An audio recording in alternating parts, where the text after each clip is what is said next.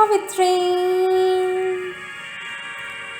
Book says the Book of Fate, Canto 1, the Word of Fate, page 430, second line. A sapphire cutting from the sleep of heaven. Delightful is the soul of Satyavan, a ray out of the rapturous infinite, a silence waking to a hymn of joy, a divinity and kingliness gird his brow. His eyes keep a memory from a world of bliss, as brilliant as a lonely moon in heaven, gentle like the sweet bud that spring desires, pure like a stream that kisses silent banks. He takes with bright surprise spirit and sense. A living knot of golden paradise, a blue immense, he leans to the longing world. Time's joy borrowed out of eternity, a star of splendor or a rose of bliss. In him, soul and nature, equal presences, balance and fuse in a wide harmony. The happy in their bright ether have not hearts more sweet and true than this of mortal make, that takes all joy as the world's native gift, and to all gives joy as the world's natural right. His speech carries a light of inner truth and a large-eyed communion with the power in common things has made weilless his mind, a seer in earth's shapes of garbless deity.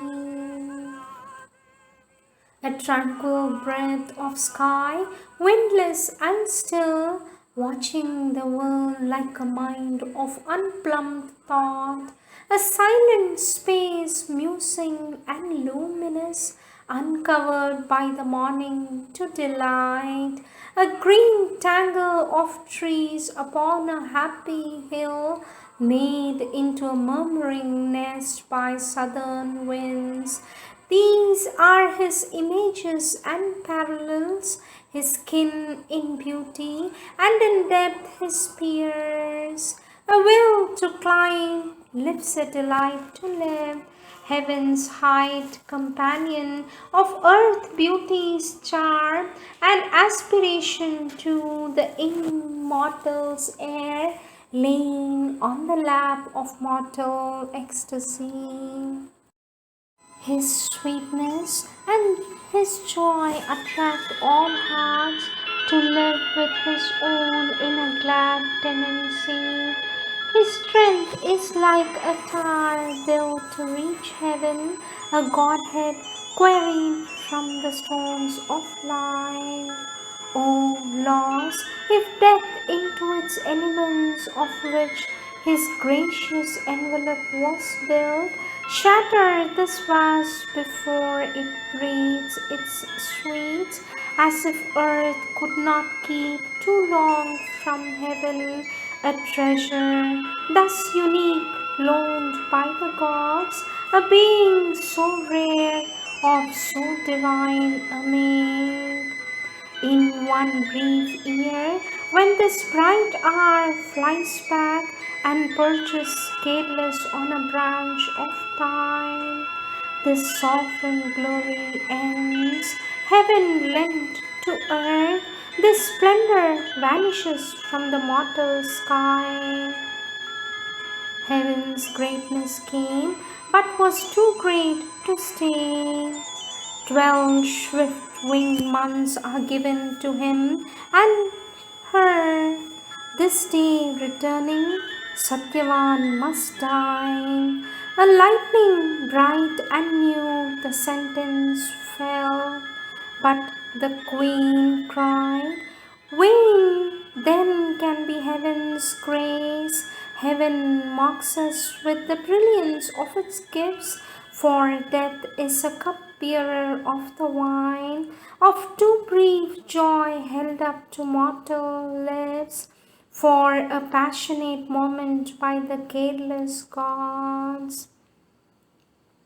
But I reject the grace and the mockery. Mounting thy car, go forth, O Savitri, and travel once more through the peopled lands. Alas, in the green gladness of the woods, thy heart has stooped to a misleading call. Choose once again and leave this fated head. Death is the gardener of this wonder tree. Love's sweetness sleeps in his pale marble hand, advancing in a honeyed line, but closed.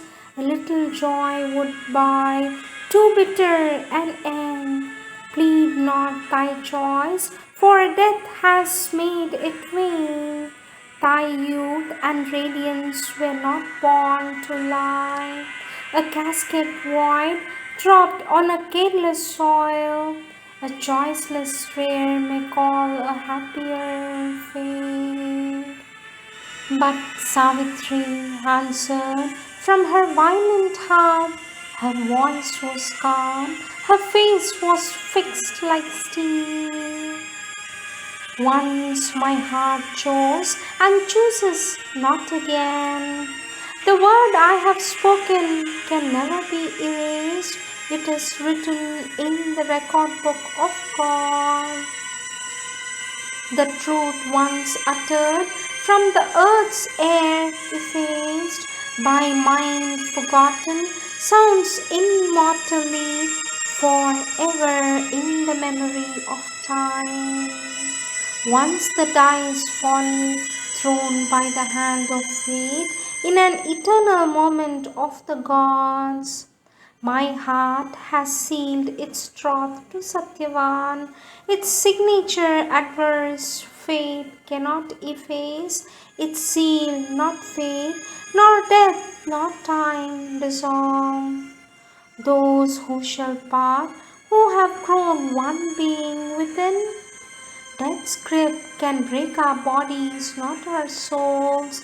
If death take him, I too know how to die. Let fate do with me what she will or can. I am stronger than death and greater than my fate. My love shall outlast the world. Doom falls from me, helpless against my immortality. Fate's law may change, but not my spirit's will. An adamant will, she cast her speech like bronze. But in the queen's mind, listening her words, rang like the voice of a self-chosen doom, denying every issue of escape. To her own despair answer the mother made, as once she cried, who in her heavy heart labors amid the sobbing of her hopes to wake a note of help from sadder strings.